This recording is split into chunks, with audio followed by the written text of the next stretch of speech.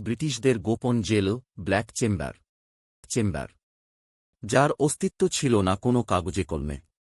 এখানে ফেলে দেওয়া হয় স্বাধীনতা সংগ্রামী অরুণকে। অন্ধকার, আর চারিদিকে মরচে ধরা দেয়ালে। হঠাৎ অরুণ দেখে দেয়ালে নতুন আঁচড়ের দাগ, যেন কেউ লিখে গেছে, লড়াই থামিও না। কিন্তু রক্ষীরা তো বলেছিল, এই সেলে 20 বছর ধরে কেউ নেই। প্রতি রাতেই দেয়ালের ওপার থেকে টুকটুক শব্দ আসত। কেউ যেন তাকে পথ দেখাচ্ছে।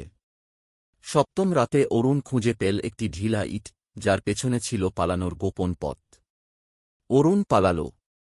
আর ঠিক সেই মুহূর্তেই টুকটুক শব্দটা চিরদিনের মত থেমে গেল।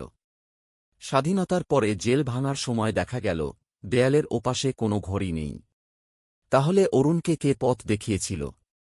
কেউ বলে, ইতিহাসের কিছু রহস্য শুধু যোদ্ধরাই দেখে। আবার কেউ বলে, কোনো স্বাধীনতা সংগ্রামী আত্মা অরুণকে পথ দেখিয়েছিল। আজও জানা যায়নি আসলে সেই রহস্য কি, অরুণকে কে পথ দেখিয়েছিল।